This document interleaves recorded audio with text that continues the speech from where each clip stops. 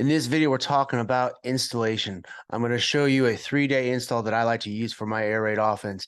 If you're into that, stick around and check out this video.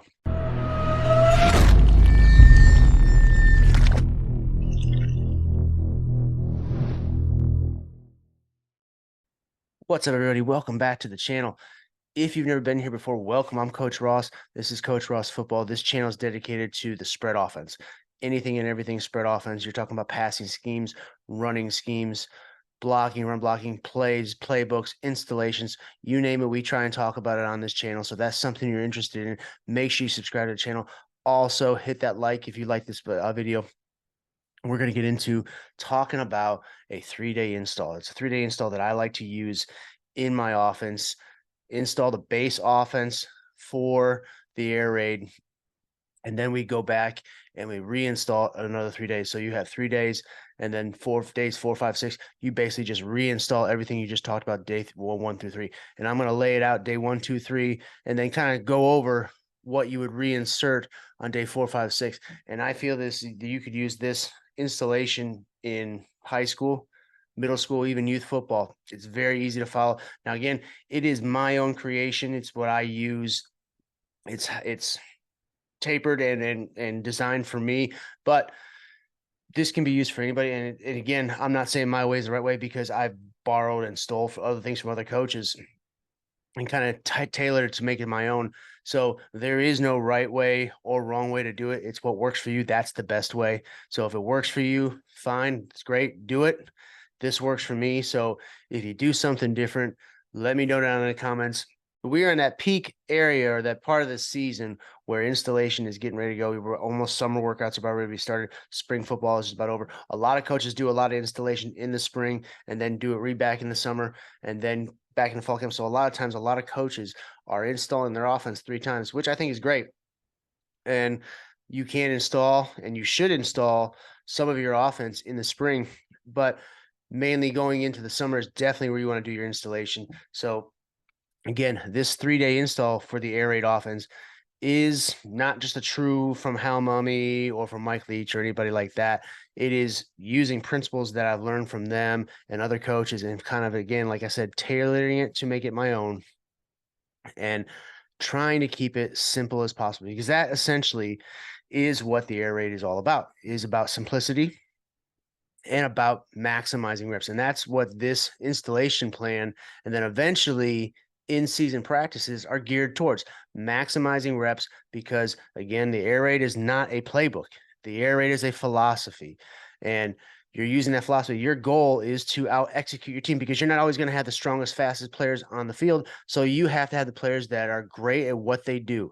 And there's no better way to be great at something other than keeping a playbook small and constantly repping that over and over in practice. So this kind of installation plan and keeping the base offense small and simple allows you to maximize those reps in practice. And then once you get into the season, then you can tailor drills to what you do best. And eventually, obviously, you are going to add a few little things here, whether it's tags, whether it's wrinkles, throughout the season as the course of the season goes on. Yes, that will be there, but the base foundation of your offense is going to be installed in 3 days.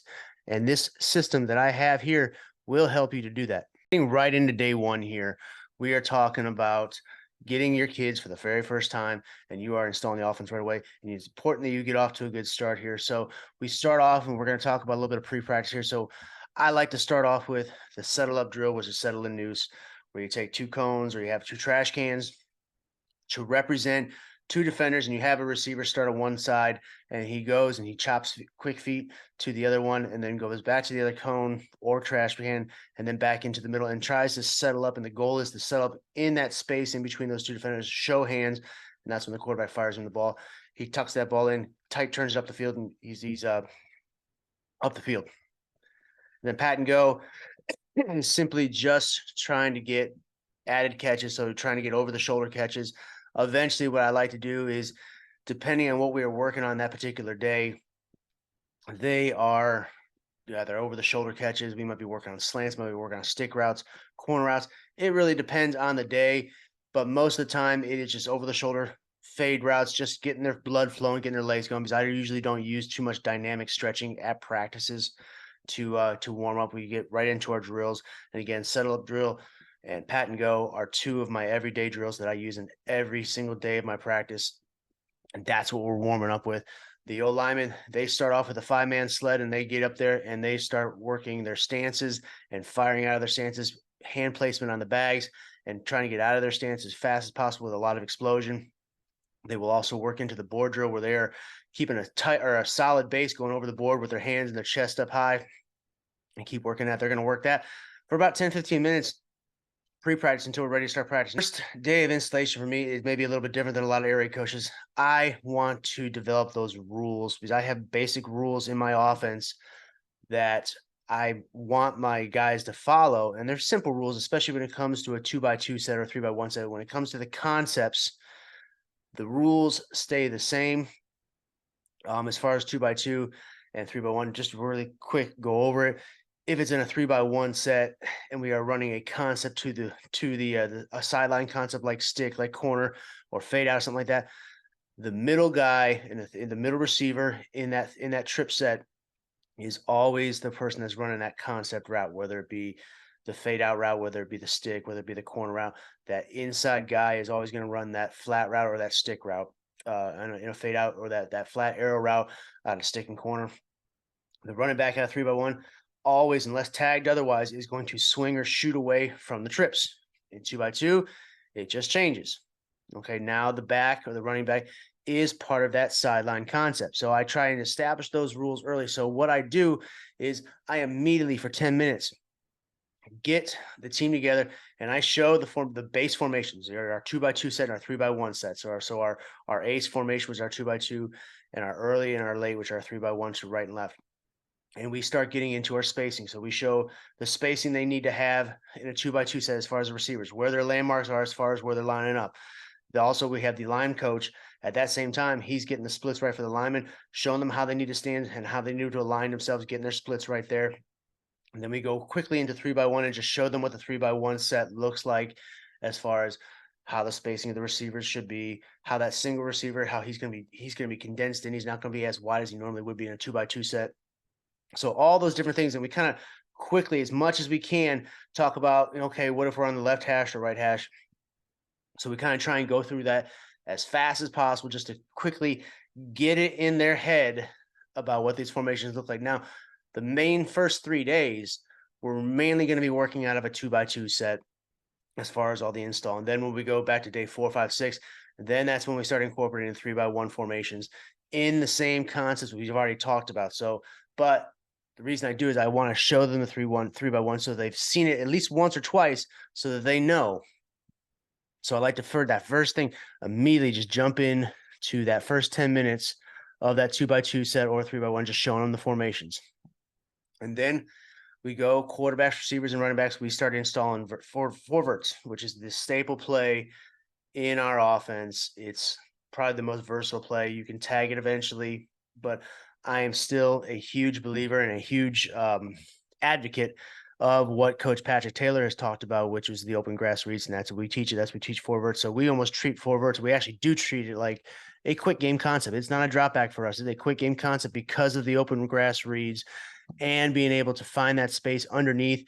We treat it like that. So immediately we jump in there and we start teaching the receivers how to re-leverage the quarterback, what he should be looking at, who's open. Now we start going through all those rules. And if you haven't heard Coach Patrick Taylor talk about it, it's great stuff. I've stolen it from him and it works wonderful. So I highly recommend checking him out and learning some of his open grass read stuff. He's really, really good.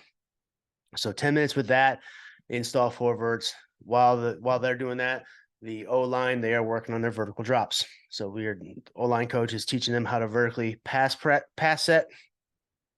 Basically just trying to get run over slowly is the name of the game. Then we go into water transition, which you can cut that down. It doesn't have to be 5 minutes. It can be cut down. These are just generic time frames as far as how long each period should be. This can obviously be changed, but this is just a generic base that I put together here.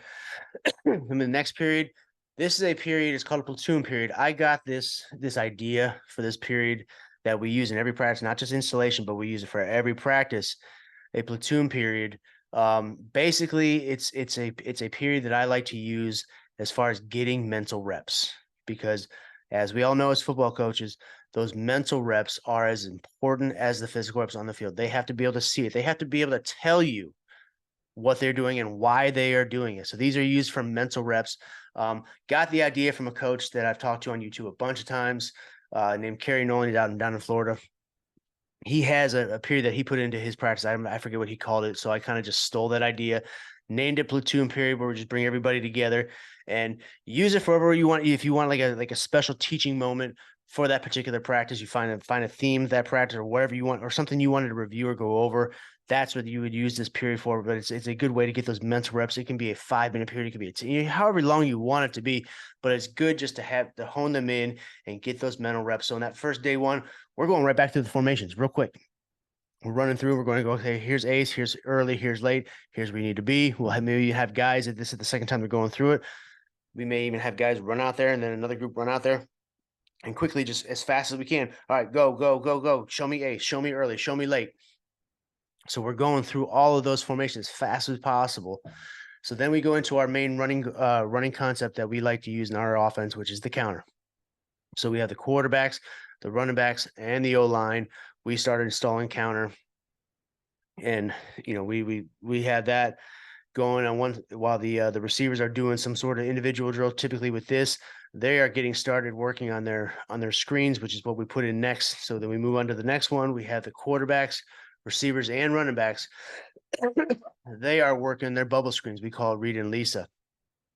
We have the running backs with us because we want them to get used to a mesh with the quarterback, because a lot of times what we do is we attach the bubble screen to the running game, whether it be the bubble, whether it be the now screen and RPO. So this is a version of an RPO. So every couple reps, we have the running back hand the ball, get the ball, and then the quarterback fake the throw, or we have him fake the handoff and then throw it to either side. So we have both sides going at the same time. We might have two quarterbacks going and they switch off. So do that for about 10 minutes. While they're doing that, the O-line, they're getting more reps now with the counter and how to set up their blocks against an even front. So they're doing that for about 10 minutes. They're going through and just repping like crazy how to block counter versus an even front and what they might see. Okay. Then the next period we go into, still quarterbacks, receivers, and running backs. We are now installing our drop back pass, which is H and Z cross. It's just Y cross. I like to run it from both sides of the formation, especially in a 2x2. And my slot guys, typically I name them H and Z. I know I'm a little different, but that's just how I named it. So H and Z cross. So when we're installing that, we're talking about the different progressions for the quarterback, the different reads, what we were reading. Again, it's still an open grass read concept here. Quarterbacks needs to read the grass, and the receivers need to run the grass. So we need to tell them what their landmarks are. A lot of times what I do with receivers is I don't teach them in yards. I teach them more so in steps. So how many steps for this route, how many steps for that route, and things like that. While they're doing that, the linemen, they're now working counter versus an odd front. So they're setting their scheme against an odd front and, different looks that an odd front might present. And they're working and maybe walking through, and then eventually, as fast as they can go, getting those blocking schemes set up against an odd front. So they're getting a good 20 minutes, almost half an hour, really, because if you count the installation of just straight counter reps. Just the O-line is just getting blocking counter reps, even, odd, after they get installation. So they are just hammering out the reps as much as possible, as much as we can. So then the next 5 minutes is water transition. Again, you can cut that down, try and move some time somewhere else. Next period we start getting to is the routes on air. So routes on air with quarterbacks and receivers, and they are basically just working their vertical routes and their Y cross routes. So we just work it through 2x2, and when we do the vertical routes, we may just tell them, okay, you have a soft corner, the safety's off, you run your hitch. Right? And they need to run their hitch. Again, they need to read that leverage. So maybe when we put a guy in front of them so they get used to seeing that leverage, then we'll get into the cross and try and get as many reps as we possibly can. So we're going fast, 2, 3, maybe even 4 quarterbacks going at the same time. Then while they're doing that, the running backs and the O-line are again going through counter. So typically, we're actually the lineman will get a good 40 minutes solid of just straight blocking the counter. Now they have it with the running backs, and now the running back has to read the blocks and find the holes and work his way through. And then finally, we get into about 15 minutes of team script. And so down here, in the bottom portion, you see that I have it scripted out. Or I mean, I don't have any plays scripted out, but that's where I would script about 10 to 15 plays and go through those as fast as possible. Day one, probably don't have two groups of offense yet, but after day one, you kind of say, okay, I can get my ones, I can get a group of twos, so that you have it ready for day two, day three, day 4, day 5, to 6. And from there, you keep moving on. But a lot of times, as soon as possible, I'd like to develop two groups of offense so that I could rep. The first group is give a play and say, okay, we're going to run ace, GT right, or whatever the call might be. And so the first group goes, the second group goes, then I'm giving another play. First group goes, second group goes, and we go through these as fast as possible. And that is day one. I know I went through that pretty quick, but that is day one. We're going to hop into day two right now. So day two follows basically the same, obviously just different plays we're going through. So quickly, this one's going to be a little bit more quick because I had to have the layout of day ones. But day two, pre-practice, we got the settle up drill, we got pat and go, we got the 5-man sled and board drill for the offensive lineman. Those are everyday drills.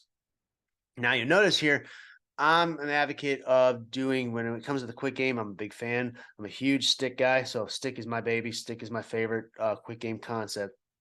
But I like to install stick and corner on the same day because of how closely related they are. The difference is being you are essentially attacking the same side of the field, or the same portion of the field, excuse me.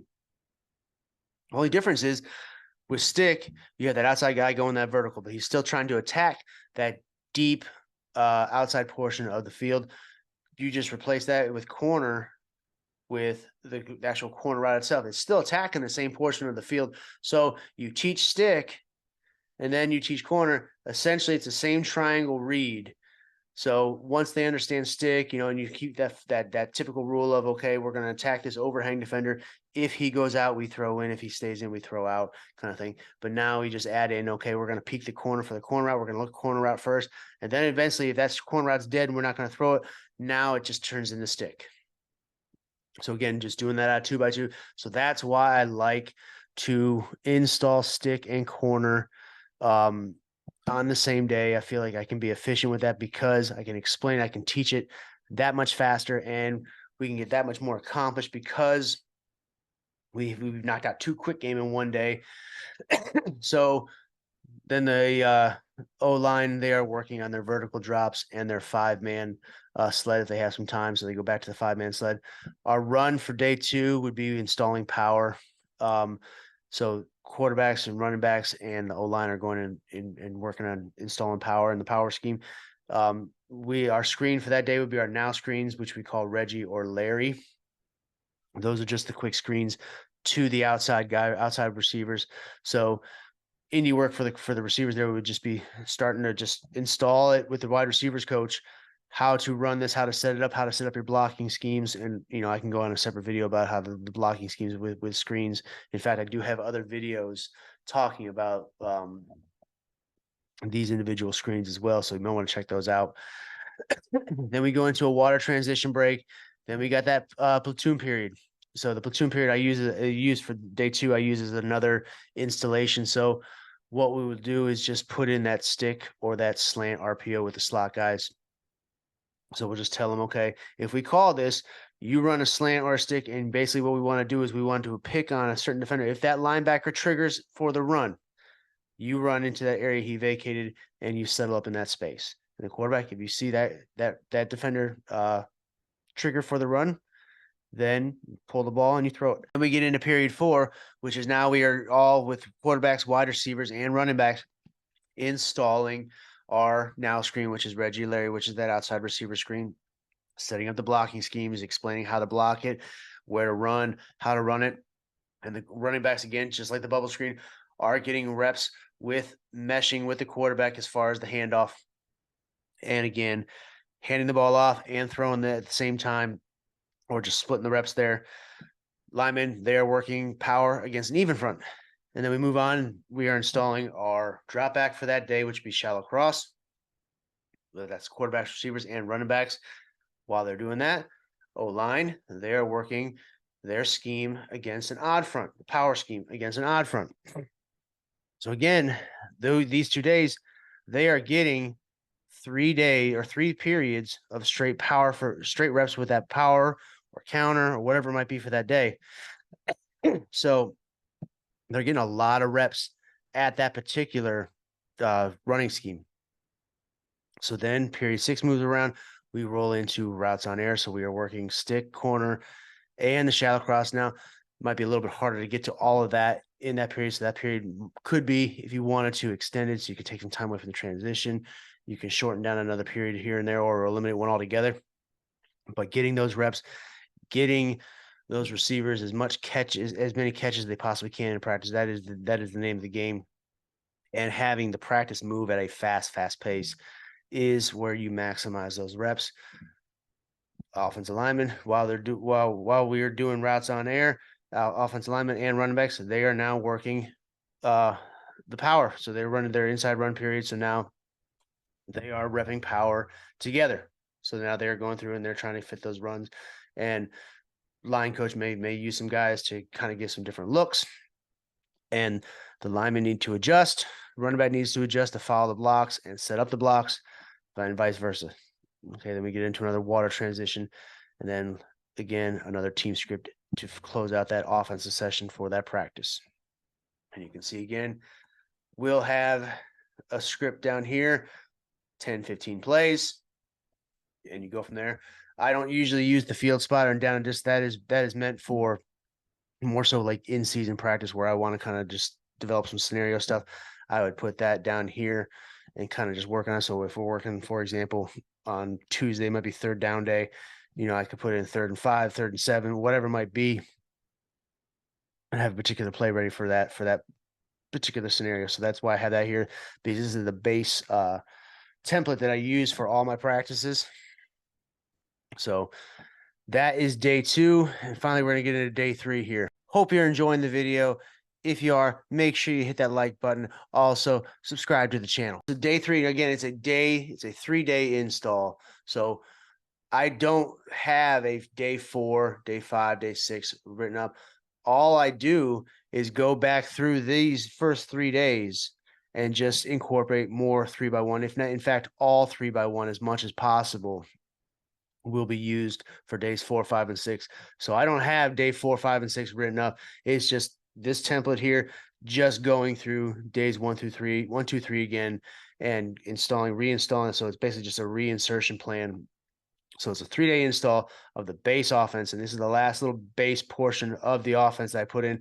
And again, like I said earlier in the video, we do add in more as the season goes on, add more wrinkles, add tags, add more running schemes, different formations. But this is the foundation that you want to have in your air raid offense, especially to have a good start to the season. So 3rd day starts off the same. We have settle up, we have pat and go, O-line work on the 5-man sled, the board drills. First period I like to, for the quick game, is installing fade. I love fade out. It's an easy, quick game to teach, easy, quick game to run. So there we're installing fade out about a 2x2 again. And then we go into vertical drops for the alignment. Our screen for that day, for this day, is our tunnel screen. So we are actually, the way we do this is we will have the quarterbacks, the wide receivers, and the O-line working and installing tunnel, because mainly that is an offensive lineman, receiver, and quarterback kind of play. Running back can be used a little bit in the block scheme, but typically it'd be on a play action, or we just swing him away and have him block backside. So while they are doing that, you have the running backs have some sort of individual drill where they are getting some work, whether they're catching swings out of the backfield or they're repping, one of the other running schemes that we go over.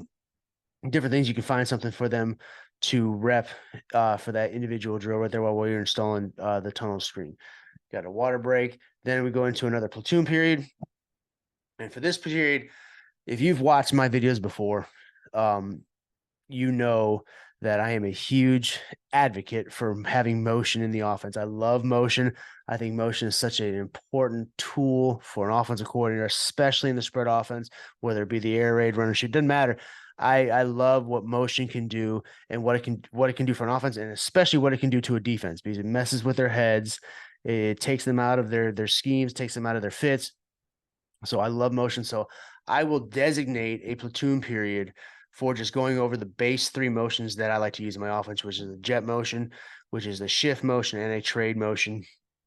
And I will kind of show what they look like. Now, won't really necessarily incorporate them into any of the play script for today unless we have time. But I show them what it does, okay, what it looks like.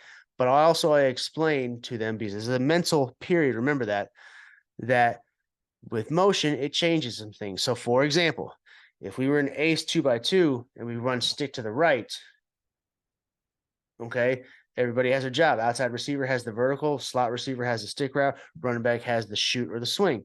But if we call ace, shift, or trade, trade early, stick right, now it changes, because the base rules that we have for the offense, if it goes to a 3x1 and we call stick, now the outside guy still has his vertical, middle receiver has the stick route, inside receiver has the arrow route. But now the rule for the running back is, now that it's gone from a 2x2 to a 3x1 and we called the play out of a 3x1, his job now, instead of being part of that concept, his job is now to swing away from the trips or shoot away from the trips if we don't keep him in for pass pro. So using this, saying, okay, show the motions what they look like. Then we say, okay, I want you to motion this way. And then we call a play. What's your job? What's your job? And they have to be able to tell you. Now, do you expect them to tell you the first day that we're doing this? No, absolutely not. This is all teachable. This is all teaching moments right here that you can use. But I like to get the motions, or the base motions at least, established early, so it's in their head, so they know that we use it, so they know what it looks like, so that all of a sudden, once we install it later on in the season, it's not a complete blur to them. So they've seen it before. So I use motion a lot. I love it. Could use motion, almost sometimes do use motion on every single play, especially if it creates matchups and things like that. So heavily suggest using motion in your offense. And again, you've heard me talk about it a lot on my channel. I love motion. It's one of my favorite things to use in the offense. So I had to designate a period for it just to get it started. So the run for the day would be inside zone. So we were going through inside zone. And I know in my previous videos I've talked about, well, inside zone is a zone animal. And you should either be gap scheme or you should be a zone running team. Yes and no. I mean, I can see the arguments for both. I love the inside zone. I love how it creates those double teams, and I love the freedom it gives for the running back to be able to pick and choose where his hole is. Okay, again, he has the options to bang it, bounce it, or bend it. So I love that option. I love the zone read off of it. So I love the inside zone altogether. So use it as much as possible. While we're installing inside zone, receivers are doing their own indie work, especially with today, because if you see with the period that's next, which is the mesh, we like to get them started working on the mesh route, showing them the mesh route, so that when we install it, it's a little bit easier, because I, like many other coaches, will tell you that mesh is a very expensive play. It's a wonderful play. It's probably, if not the staple play in the air raid offense, one of them. And it's a very effective play, especially with the different variations out there. But it takes a lot for it to work right, and you have to practice it. And I think Coach Salas has talked about it before, some of his videos, that they use a mesh period in every single practice, in season. They have a mesh period, whether it be 5 minutes, whether it be 10 minutes, doesn't matter. But they practice it every day, and I totally agree with him. You do need to practice it, because it's a very expensive play, but the payoff is worth it. It's definitely worth it. So find a spot somewhere, if you're going to run mesh, where you can have a period where you're running mesh or going over mesh in every single practice throughout the season. While we're installing mesh, linemen, they are going over their zone versus an even front. And then we get into our routes on air, very similar to days 2 and 1, where we are running the routes. So we're running the fade out, and we are also running the mesh So we're running those two. If we can, maybe just put in just what they might do with the tunnel in there on the routes on there while the running backs and O-line are working on their inside run, which is just inside zone. So they're just running it together, go into water, and then again, another team script there. Now, with regards to the motion of team script, what I like to do is I will have a list of about 10, 15 plays here, typically on a team script, and go through those as fast as possible. But with this kind of period, I will add some more and have those starred or asterisk at the bottom. With those plays will involve motion. So, it might be the same play, but then also we just add a motion into it and see if they can pick it up and how that motion changes some things on the play. It just changes a rule to another rule. But if we get to it, we get to it. If we don't, we don't. It's no big deal. We come back to it. But as long as we get the motion down. So that is the first 3 days. That is the base offense. That is the base offense. Again, like I said, go or start it off in a 2x2 days 1, 2, 3. Basically, you can touch on 3x1 if you can fit 3x1 and 2x2 in at the same time. I would highly recommend you do it because again, the more they see it, the more comfortable they're going to be with it. And again, the first few reps are going to be ugly. It's going to be ugly. It's not going to look pretty, but the more and more you rep it, the better they will get, the better you will get, the more comfortable you will feel. So then days 4, 5, 6, you start working on your 3x1. All right. You do the same thing. So that's why I do not have a days 4, 5, 6 is because day 4, we'll just be going back through 4 verts and it'll be going through counter and it'll be going through, what was the Y cross. Okay. And then days 2, stick and corner out of 3x1. You're going to have your shallow cross out of 3x1. You're going to be going through your power. And then we go right back to day 3 out of 3x1. Now, you can run mesh. I'm not crazy about running mesh out of 3x1. I will show them what it looks like out of 3x1, how I like to run out of 3x1. But a lot of times when we get the mesh again on day 6, we're mainly running mesh out of a 2x2 set. And so that's what the installation period looks like. You can go through this. And again, I have saved time because that shouldn't be your entire practice. You would save time for defense installation and then on special teams. So you can rework this kind of a plan however you want. This is just a base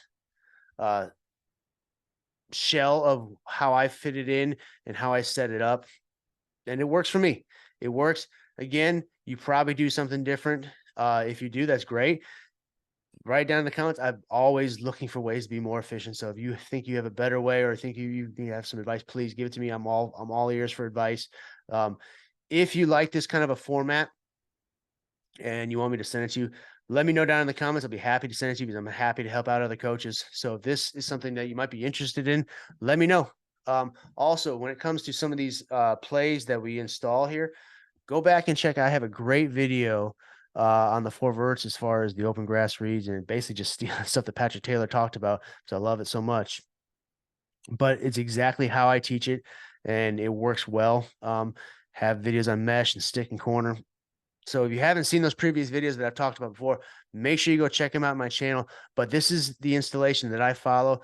Use it in the spring, use it in the summer. Definitely go and reinsert it back in the fall. Again, can be used for high school, middle school, youth even.